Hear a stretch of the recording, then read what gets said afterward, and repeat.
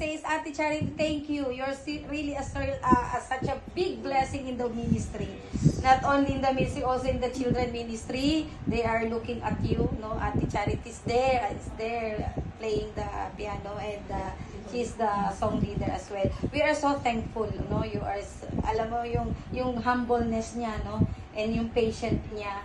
Talaga in the ministry. That's what I really admire for her. And she never say no when we need her most, especially during the decoration and everything in the church. She was always there on time. And she is so, even though she's busy in her work, but she make a point na talagang naka-prepare ang mga things, ang materials, everything. Teacher, we need this, we need that.